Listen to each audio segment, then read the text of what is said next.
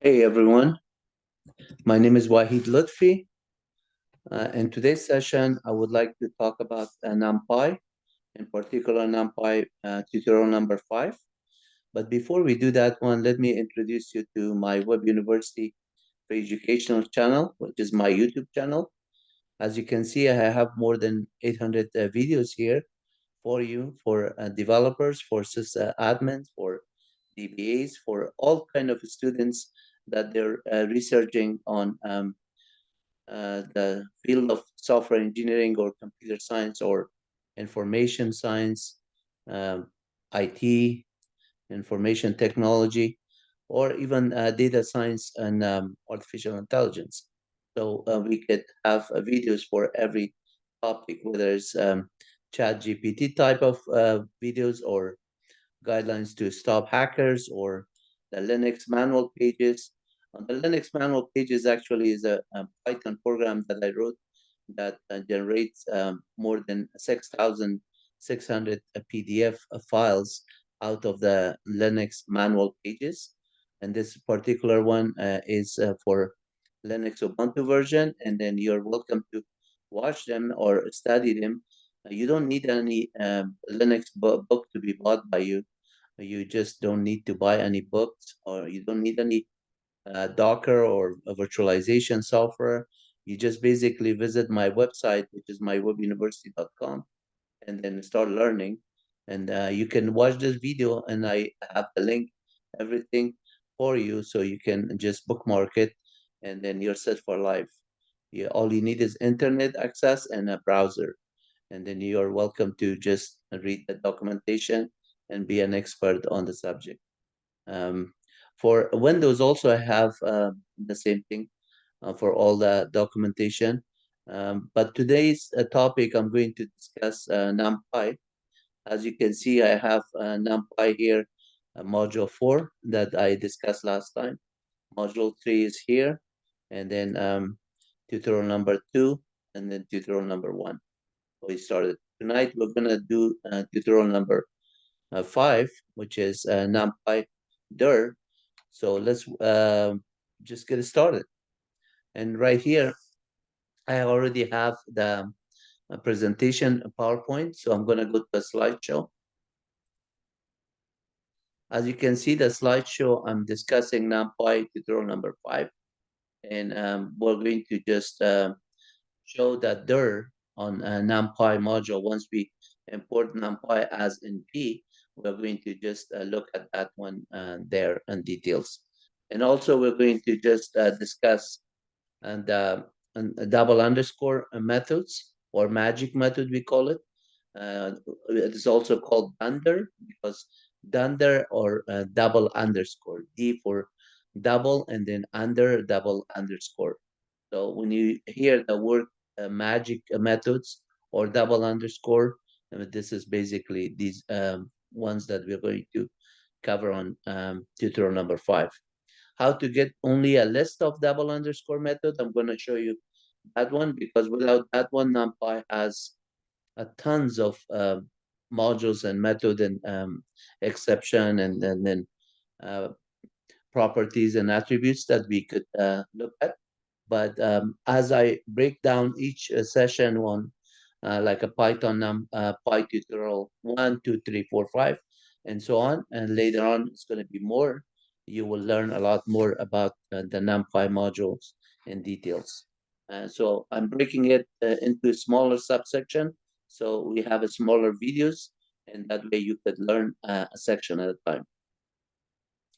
And I already thank you for watching before end of this video, and the video is not ended. I'm going to just thank you at this time. And if you haven't subscribed to our channel, please make sure you go to youtube.com at MyWebUniversity, the handle, and subscribe to our channel. And I already showed you that part on this interface here.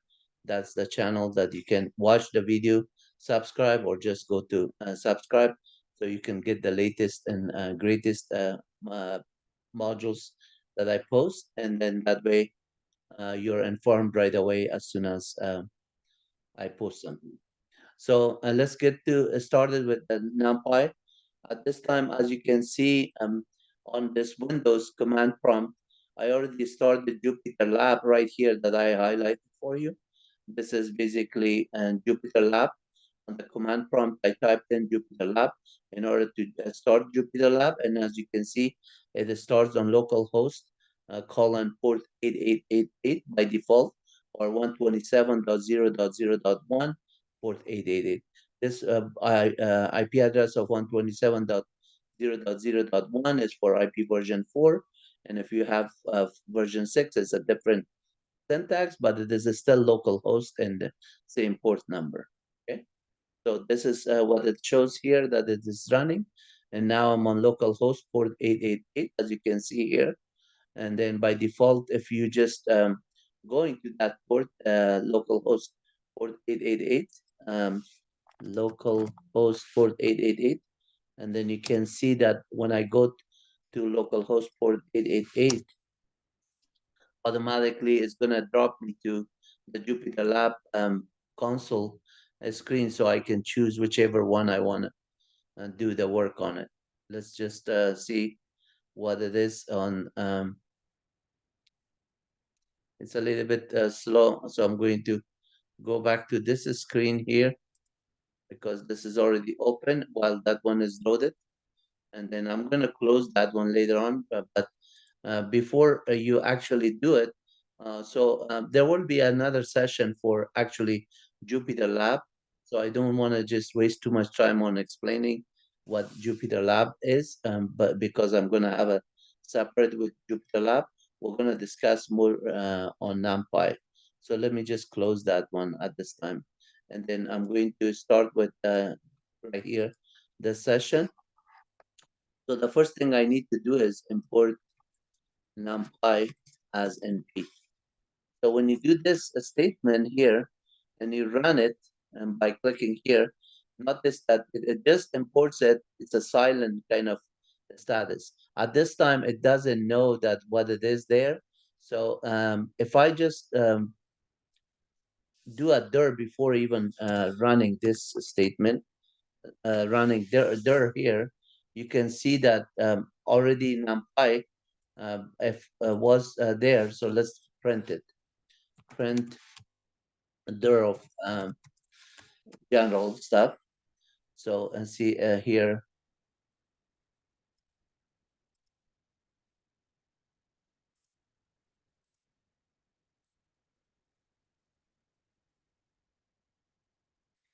Okay. Currently, the console needs to be restarted. Maybe internal clear restart kernel.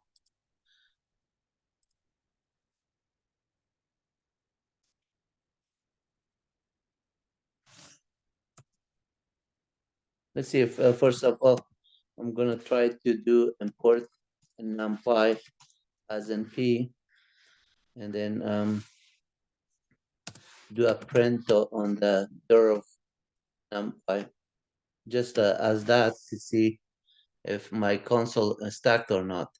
Yeah, it looks like it is stuck because I'm not getting any output.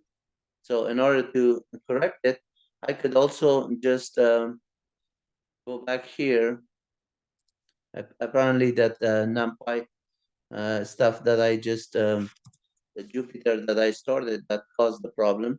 So when this thing happens, you could just shut down the console here and just restart it. This is, let's just do that one because the restart did not clear it. And then there are some options you can just go in there, but it's much faster to just close it and say, yeah, close it. Let's see. I'm going to just move this one, leave. So this one closes it. Now I'm going to come back on the console here, and then notice that this session is going to just give me the prompt back soon because it is closing all the kernel for the Jupyter. So this is a way that you can do it. You can also do a Control C here because somehow the background is still tied to the to the browser. So let me just force it. Now I forced it here. I'm gonna do a clear screen here, and then I'm gonna just start fresh with Jupyter Lab, and then that would just start a fresh session on going through the startup. So this is how, if you have to troubleshoot that sort of issue in a faster way, you can restart Jupyter Lab by closing it first and then restart it. And this is going through the restart process, what I was trying to show you earlier. So once it comes out with the Jupyter Lab, now it is already showing my last session loaded. So now if I say print dir of a dir command and just run this one, the output right away shows up here. So now the output shows up. This one is telling you that what currently we have all the modules, the built-in double underscore, and then the docs, the loaders, the name and package and spec, everything. So all together, I'm going to just say, for example, if I just do a dir of an NP is not loaded right now, so it will not just run anything. It says that this cell does not have any value because NP is not defined. So the way you could do it is just say, okay, great, import the NumPy as NP, and then say print a dir. Now, if I just do this dir this time, notice that NP is also here. This is what I wanted to show you.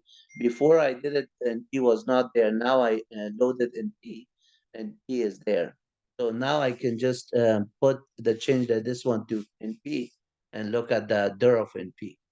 So if I look at the dir of NP, as I told you, there's so many of these method and exception and uh, properties, attributes that we get information for it, as well as the method. And notice there's some double underscore methods here. So in order to get this list, short list of this one, as I mentioned on the presentation, I said how to get only a list of double underscore method. So in this case, we're interested only on the double underscore method for tutorial number 5. And I'll show you the trick how to just look for a particular string, in this case, double underscore, inside this NumPy with a for statement. So how do we do that one? Let's just run this one and without any argument. And now we have this. And now I'm going to just say for item in dir of NP, NumPy, and then I just could say, if I want to print that list and say printed in vertical columns, so I could say print item, notice this one will give me a list of everything. By just saying for item and dir of NP. So in this NP is the loop that I'm going to print out each item one by one, but in a vertical format, you can see I get all of it. But in this case, I'm only interested in the double underscore. So this for statement is like almost like a template that you can do on any module. So you do dir of OS, dir of sys, dir of request, dir of NP, anything that once you load the module, dir of math, dir of random, any thing that you load, you will have a list of iteration that you can iterate through them. So now if I just say, in this case, if I say if double underscore and item, then print item. So now I'm going to print item here, and then just print only the double underscore item. And notice that here, with that method that I did, or that the for statement I did for item and dir of NP, if item is if the string double underscore is found in item, then only print that one. So the nice thing about this template, you can put any string. So if you're looking for a copy, you just say, okay, is there a copy method? Yes. Anything with the copy is done. If you're looking for a string like array, let's say, and then you just search for that, and all the ones that are with arrays, it will show up. Same thing with like, for example, random. So if there's any module random or OS modules, you could do that one. And then this is not only to that one. Let's say get underscore env. So the get env is not in this, but then you look at say np.os. Since OS modules is loaded inside np, you could do the same thing, and then you get this. And if you're looking for all the OS related modules that start with a get, you can get a list of them. So this for statement is very, very powerful. What I'm showing you here is like a template. You could just, as a developer, you could just look for particular method or exception or something inside a module, and then you get help on them. And this print statement, you could just do everything with it. It doesn't have to be print item. You could do a print help on that method, or print, other variables, or do other if statement comparison and everything. So let's get started back with the double underscore, and then just only do it on the NP module, not inside OS modules of NP, because NP and NumPy have a number of modules, including random, math, OS, and then sys. I'm going to cover those ones on another tutorial. So let's get to just cover these ones. So each one of them, if we look at the version, for example, you could say print numpy dot double underscore version double underscore, and it will tell you what version of numpy we have. You could see 1.231. And you can also use, for example, the OS module that we did here. We could also look at the version by saying that print, and then let's say numpy.os.system. And then since this case is we're running Windows operating system, I could say pep list, and then pipe find the string, and then slash I, and then double quote and numpy, and then notice that I'm using a double quote for one and single quote for inside this system parameter. So this one requires a string that is a valid operating system command. In this case, I'm saying that run the NumPy OS module system, look for the pep command, and list everything, and then use the Windows find a string with ignoring the case and searching for this string NumPy. Let's see if I just run this one, it's gonna just return something. Let's say what it failed. So incomplete input. So I'm going to just close this bracket right here, because we started with here, we never closed it here. That makes sense. So now it's going to show the version or not. Let's see. Okay, so this one did not return the version, but it should have done that one. So the way you could also do this one in PWS there, let me double quote this one, and then single quote here, double quote this.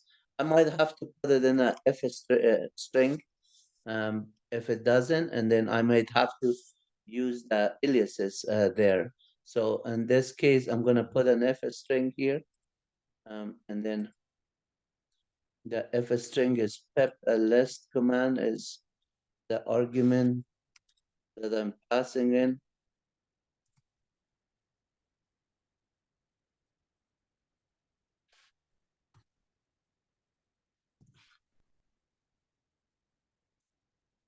Okay, so this one is failing, and the reason it's failing is because of the list command itself.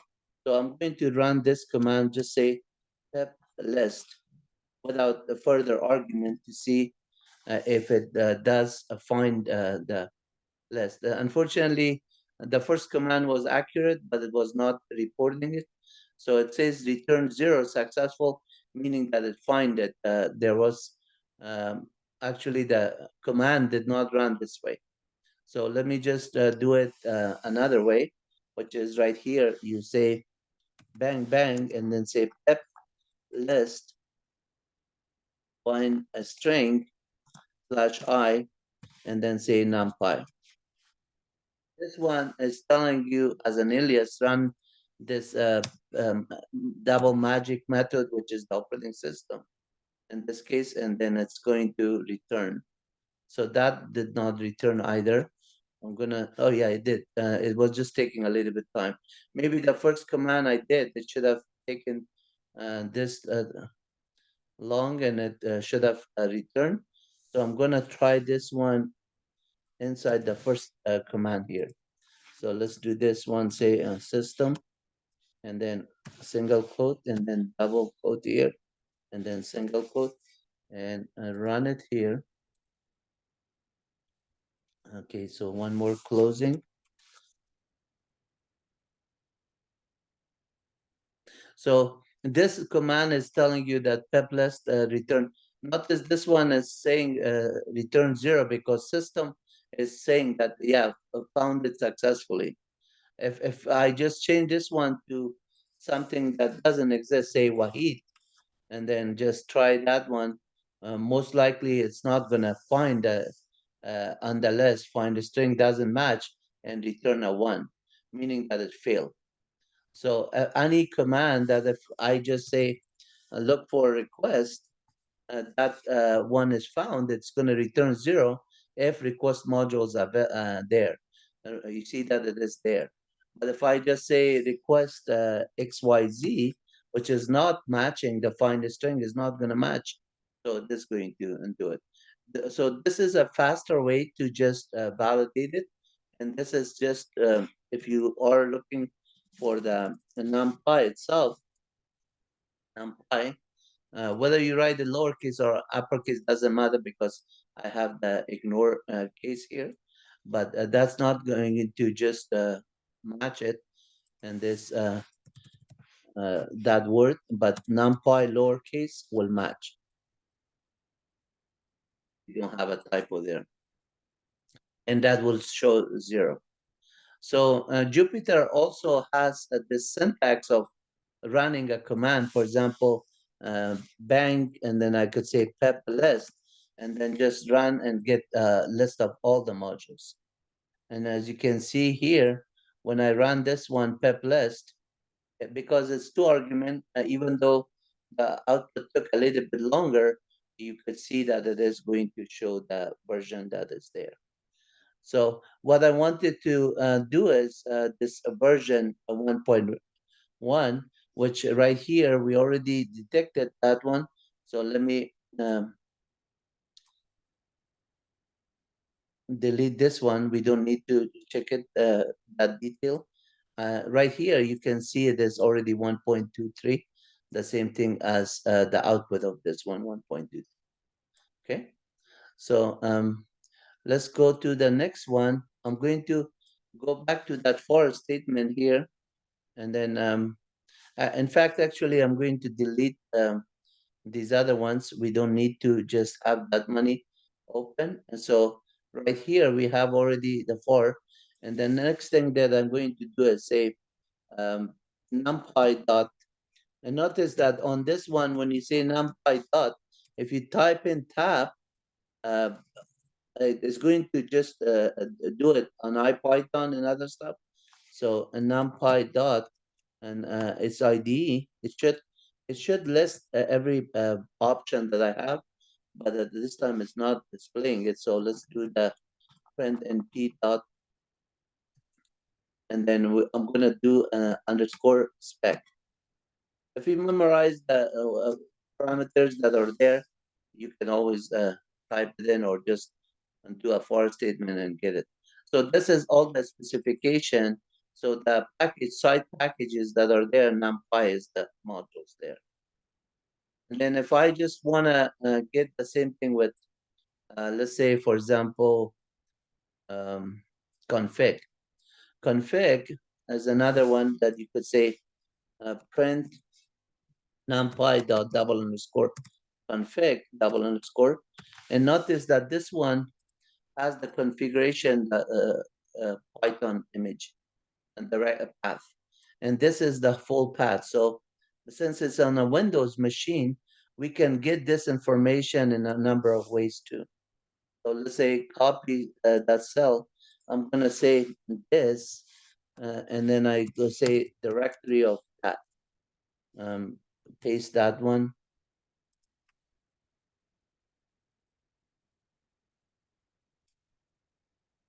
Let me just somehow the paste did not work, so I'm going to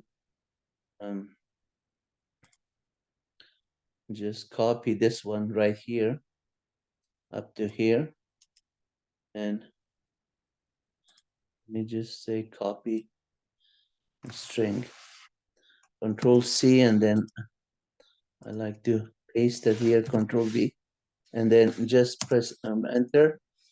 And then this one is going to run a directory on that file, and then the output should be shown up soon. Yeah, and the specified path is invalid. Why? Because it's a lot of the slashes should be okay, but somehow that file .py is not showing up here.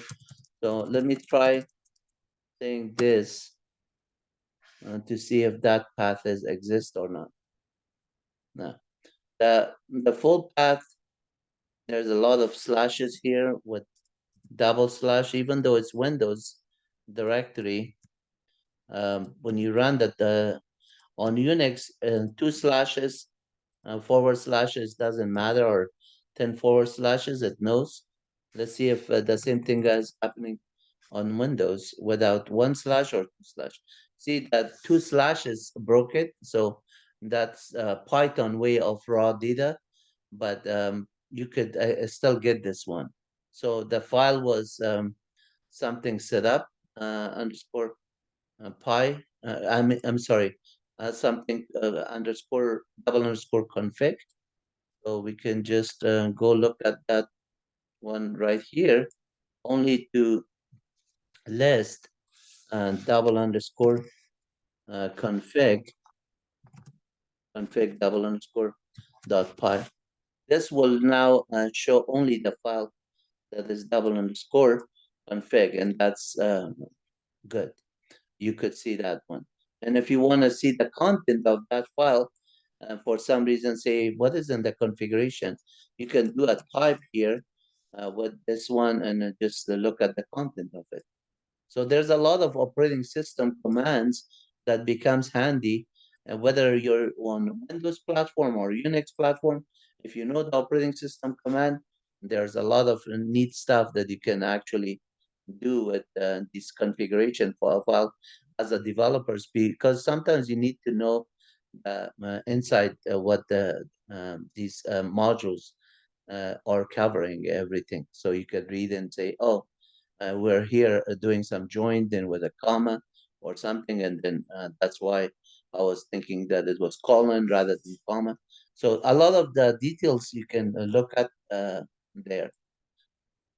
And then let me just collapse these other ones. If I collapse this one, the output of this one, and the output of this one, the output of this one.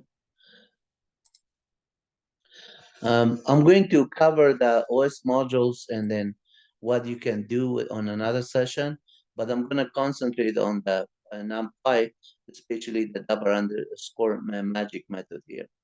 So you could do everything on this one. Let's say NumPy dot double underscore and build ins double underscore. So if I run this one, you can see the list of built-in modules that are there. And you can see like all the much sorted bars, all the things that you can do with NumPy creating an array, copy an array, labels, and then reference, all of that one, or right here, all the function calls, everything. So the built-in will cover that one. And if you're interested to get help on it, obviously you could just say help here, and then np double underscore that, and then you can get the help on it. So if you're looking for like np dot doc for doc string, this is just another one, and that you could see that it is telling you the doc string here. Notice that the doc, when I did the help on it, it have these new line characters. If I don't want to see the new line characters, I have to use a print statement which interpreted the new line characters. And then after that one, it's not going to show it that way. It's going to show in a nice format. So that's another trick, that every time you're doing something to do, let me just see, help and P. Actually, in this case, we don't need help on it, because help is just going to show the doc string is what I want to see. What is the doc string? And this is what you're going to see in a very nice format. Because we don't need to get help on it. That itself is just telling you that doc string. And it explains what NumPy is and all the details. So collapsing this one also, let's get to see what other things we have here. I'm gonna collapse this one also. The next thing that we are going to discuss, let's say the built-in, we can discuss underscore all or NumPy underscore setup. So let's do print. I'm going to do first a type on NumPy to see what is NumPy. NumPy itself is an alias that we created, but it is actually, NumPy is an alias to this NumPy module. That's why it's showing NumPy module. So if I say print type of NumPy, at this time I have not imported NumPy as NumPy, so it's gonna say that I don't understand this. NumPy is not defined. But if I just say before this one, just say import NumPy, I don't import it as NP. Now I have two modules. One is a NumPy and the other one is NP. So if I say print type of type of NumPy, and also do type of NP, I'll get both of them as modules. You can see that class module, class module. What I'm showing you here is that these types are the same, whether you import the exact NumPy module as NumPy, or you import it as an alias. NP, the alias is pointing to the NumPy modules. Whatever is inside of the dir of NumPy is also available on dir of NP. So dir of NumPy, because I imported, no, usually you don't import NumPy as NumPy because it's more typing. But I'm just showing you that the actual file that is there is a NumPy, and then all the double underscore everything, all these methods that we're covering is there. So with this, let's just get to let's dir of a NumPy and dot, and then all, double underscore all. So you can do a dir on another magic a method to see what is that one have there. So each of those double underscore magic methods have a number of other methods that you can do it. Since it's a string for all, it is you can do sort, reverse, and pop, and everything that append a string and pop it, and then get the index of it and extend it and so on. So here, if I just say, what is this one? Is this a list or a string? I can say, get a type of it. on this method and then just run that one. So notice here, it is going to show the type of it for all of them. But because I run the dir command here, and instead of the dir command, I use the print statement. That way I can get the type of it. It's a list.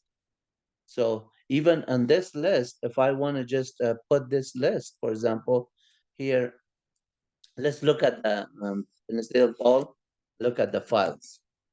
And then files is not there, but the file is there. So it's one word, file, it's a string. So I could just say, okay, go ahead, let's assign this one to string 1 is equal numpy dot underscore 1, and then print is 1. And you can see it is the init method. The init method is basically the constructor for the numpy, which is the initialization method. So if I just say, and this is a single quote, I could also do this one, say, shebang. Okay, let's do this bang, and then say type S1. See if S1 is still understood within this, or because this is saying that I don't understand. This is another a Windows command. Type is a Windows command, but it is not S1. So this will fail, I believe. So let me just do this. Actually, yeah, the system could not find a specified file. The specified file that I wanted to do is this file, Control C out of it. And then instead of this, I could just write this. And then now I run it here, and then it's going to show the init method.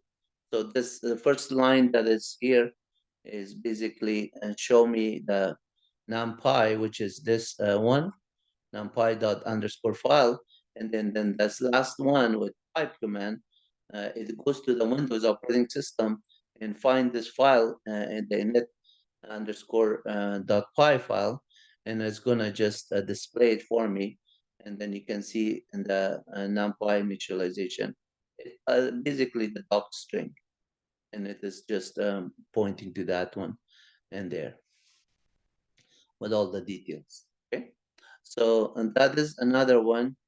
Let's see if there's more to cover on the this method. The path, the package, the spec, the name, the loader, the get version, get attribute. So let's just cover a few more, and then we stop. The name, the package, the path, and the spec.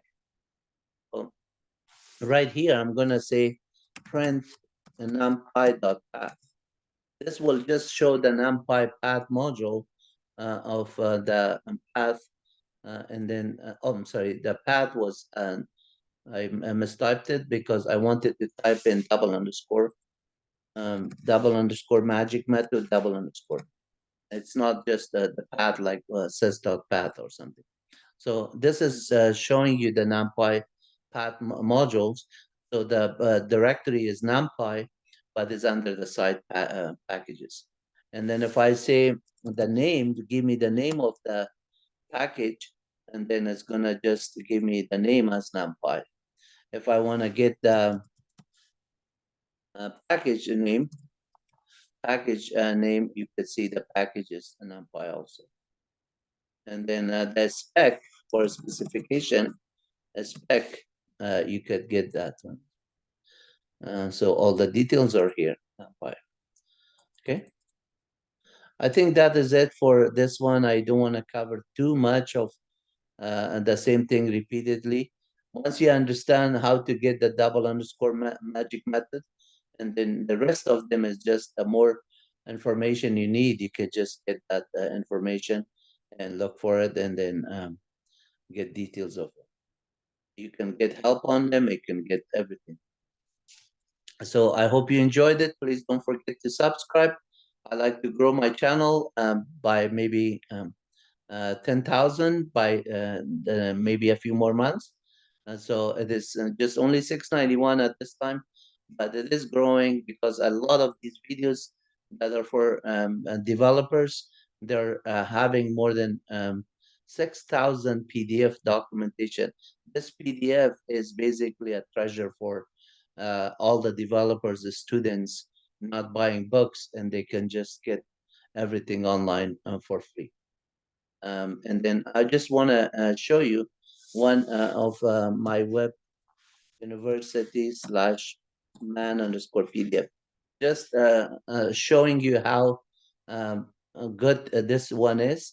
So if you're looking for this page, notice that I have section 1 through section 9 of the manual pages, all about 6,600 manual pages, commands, interpreters, utilities, compilers, everything that you need, it is right here. So even if what the utilities, like for example, something with Docker, for example, you could say Docker, you could just get all the information about Docker containers and everything. And then if you click on any of them, you get the actual PDF file. And the actual PDF file is a very nice formatted. You can just read it and just all you need is internet access and browser. And then if the page is 400 lines, it doesn't matter. If it's 400 pages, it doesn't matter. It will just load it for you. So if you're looking for like curl, for example, curl, and then you could just get the curl right here, click it, and then and this is also very good for developers and programmers. Sometimes you could use a browser, but if you don't have a browser, curl is the command line version of a browser.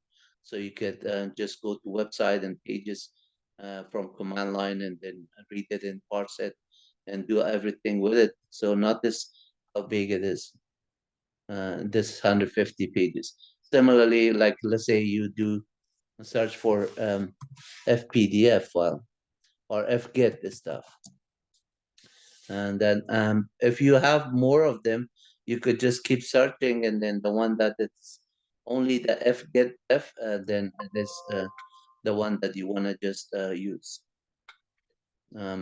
Another way you could do is the FGET for example, I'm sorry, FGET I'm saying, if you just are doing the FGET, not FGET, sorry, I'm doing like GetW.